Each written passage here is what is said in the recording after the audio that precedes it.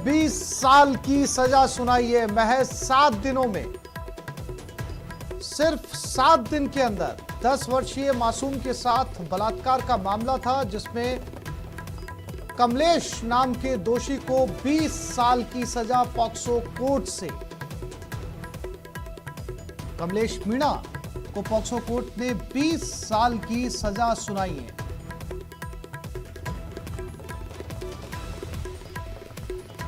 पीड़ित की तरफ से जो महिला वकील केस लड़ रही थी, उनका दावा है कि देश भर में अपने आप में ये पहला मामला है जिसमें सबसे तेजी से फैसला सुनाया गया है। 20 साल की सजा।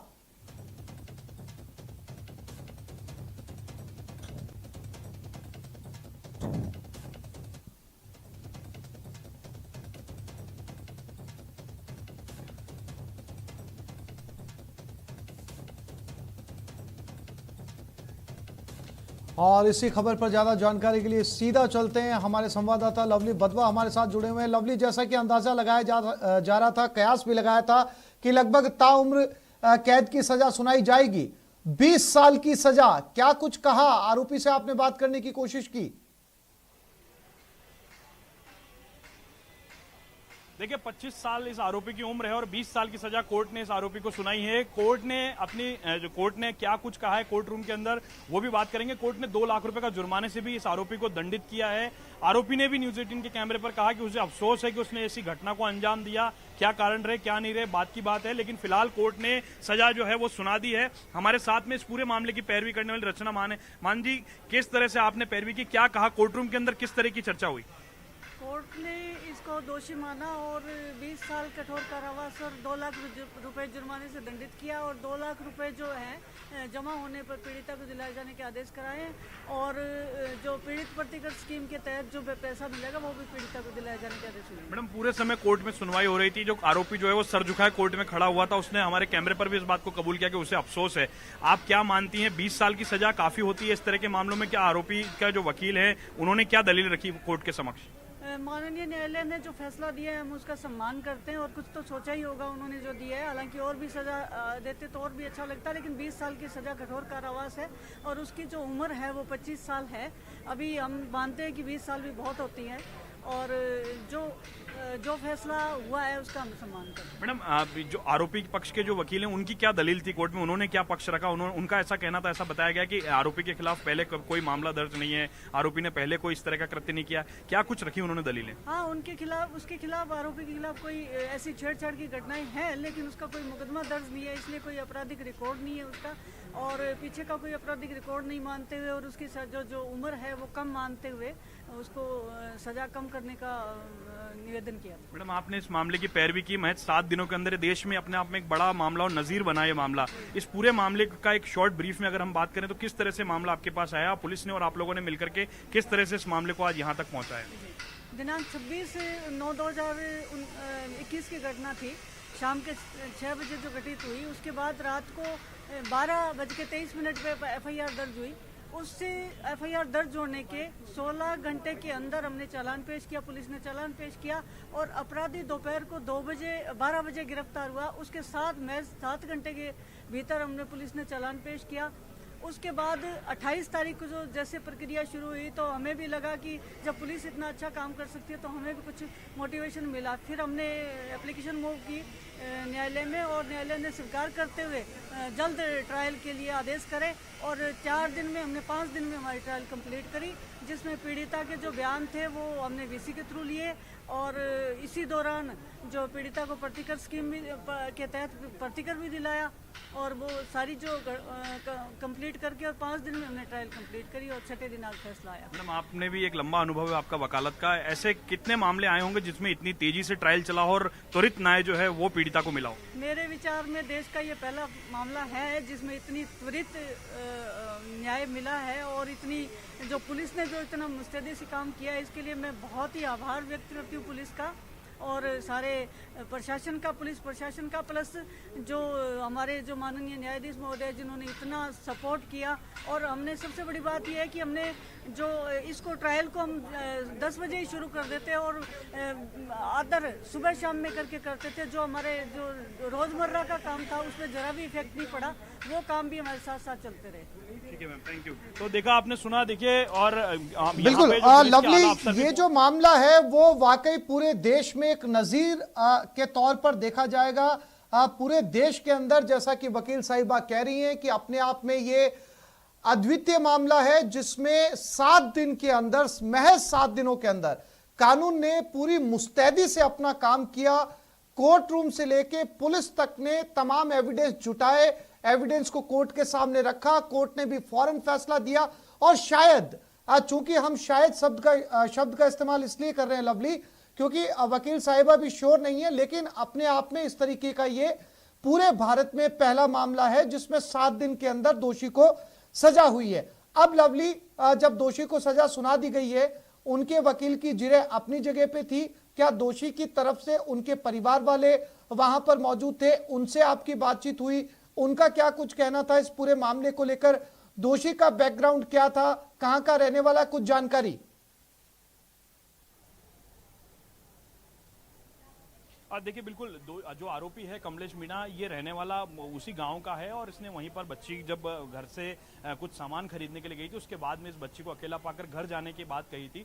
और 26 तारीख को देर शाम को ये बच्ची को लेकर के और अज्ञात स्थान पर ले गया, जहां पर उसके साथ में उसने जो दुष्कर्म की घटना को अंजाम दिया। और उसके बाद में इसने उस बच्ची के मुंह में कपड़ा भरकर, यानी बहुत बुरे तरीके से इसको मारकर, यानी आरोपी ने सोचा कि ये मर चुकी है, इसकी मृत्यु हो चुकी है, उस स्थिति में, मरणासन स्थिति में इसको छोड़ करके वो वहां से चला गया था। लेकिन 26 तारीख को ही पुलिस कंट्रोल रूम से जैसे ही कोटखाउदा थाने की पुलिस को सूचना मिली, पूरी पुलिस एक्टिव हुई, एसपी से लेकर के थाने जो इंस्पेक्टर हैं और उन नीचे तक की जो पूरी टीम है, तमाम लोग एक्टिव रहे। और 26 तारीख की रात को ही जो इन्होंने मौका तस्दीक के बाद में, पूरे मामले के मेडिकल के बाद में, जो आरोपी है, आरोपी को गिरफ्तार करने के काम को अंजाम दिया। न केवल गिरफ्तार बल्कि चालान जो है वो बहुत तेजी से पेश किया गया। अपने आप में ये बहुत बड़ा मामला है। और जो डीसीपी हरेंद्र महावर वो भी यहाँ पर पहुंचे, उनकी तमाम टीम के लोग यहाँ पर पहुंचे हुए हैं। हम भी ये कहना चाहेंगे कि जो कोटखाउदा थाने की जो टीम है, जो थाने का जो स्टाफ है, थाने के जो रीडर हैं, उन तमाम लोगों ने बहुत बेहतरीन तरीके से इस पे काम किया। और कोर्ट ने, न केवल थाने ने बल्कि कोर्ट ने भी इस पूरे मामले की सुनवाई जो है,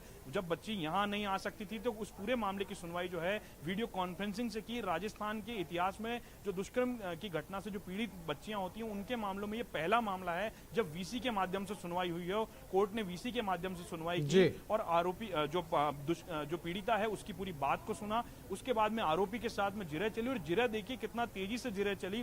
देर रात को 9 बजे तक, कल रात को भी 9 बजे ये कोर्ट बंद हुई थी। यानी आप सोच सकते हैं कि कोर्ट ने कितना मुस्तैदी से पुलिस के साथ मिलकर के काम किया। और ये वो नजीर है उस सिस्टम के लिए जिसे हम बार बार, जिस पर लोग सवाल खड़े करते हैं, जिसको लेकर के बार बार लोग ये कहते हैं, आज इस सिस्टम ने बता दिया है कि जो कानून का जो सिस्टम है, जो कानून का जो ये कह सकते हैं जो डंडा है, वो आरोपी को नहीं छोड़ता है। पुलिस प्रशासन और न्यायिक व्यवस्था ने मिलकर के इस पूरे मामले पर फैसला दिया है। नजारा आप देखिए कोर्ट का। कोर्ट के बाहर जो है आमतौर पर ऐसी चहल पहल नहीं रहती, लेकिन आज कोर्ट के बाहर चहल पहल है। तमाम जो लोग हैं वो यहाँ पर पहुंचे हुए हैं, जो थाने की जो स्टाफ है वो यहाँ पर पहुंचा हुआ है। और आरोपी के परिवार के लोगों ने कैमरे पर तो कुछ नहीं कहा, लेकिन उनको अफसोस जरूर था इस पूरी बात का कि जो आरोपी है उसने इस तरह का काम करके गांव में नहीं, देश में ही उनका नाम खराब किया। और साथ साथ में जो ये कह सकते हैं कि 25 साल की उम्र में, एक छोटी उम्र में उस लड़के ने ये काम करके अपने जीवन को भी जो है वो खराब कर लिया। और साथ साथ में उस बच्ची के साथ जो घटना हुई, ये फैसला नजीर बनेगा उन दरिंदों के लिए जिन दरिंदों ने इस तरह की घटना करने से पहले सोचते नहीं है। ये फैसला उन दरिंदों के लिए नजीर होना चाहिए।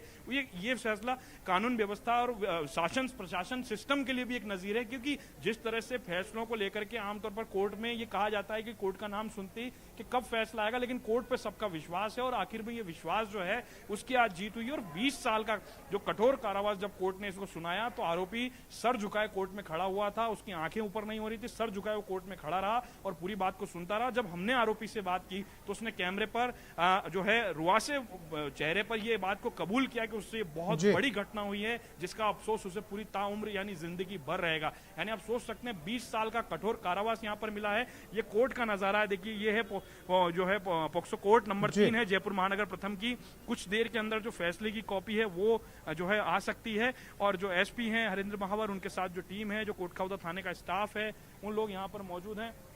थाने के लोगों की तारीफ करनी होगी। देखिए थाने के थाना अधिकारी से लेकर के रीडर, बड़ी बात यह कि जिन थाना अधिकारी के पास इस पूरे मामले का जिम्मा था उन्होंने 26 तारीख को ही ज्वाइन किया और 26 तारीख को ज्वाइन करते इस तरह की घटना हो गई।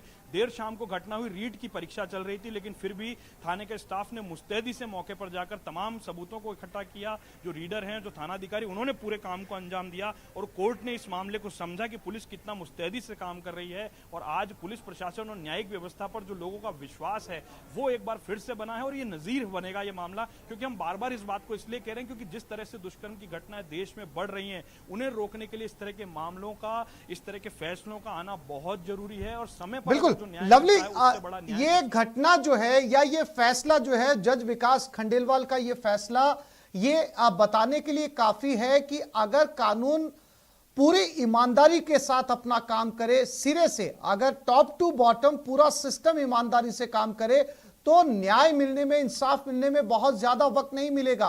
महज 7 दिन। आपको याद होगा लवली वधवा, जब निर्भया गैंगरेप कांड हुआ था पूरा देश हिल गया था और उसकी प्रक्रिया में एक लंबा समय लगा था, तब जाकर दोषियों को फांसी हुई थी। उसके बाद ये शायद भारत का इकलौता ऐसा मामला है जिसमें पूरे सिस्टम ने टॉप टू बॉटम मुस्तैदी के साथ काम किया और 7 दिन में नतीजा पूरे देश के सामने। और इस फैसले से उन लोगों में भी भय पैदा होगा जो रेप जैसे कुकृत्य में शामिल होते हैं। 7 दिन के अंदर 20 साल की सजा। लवली,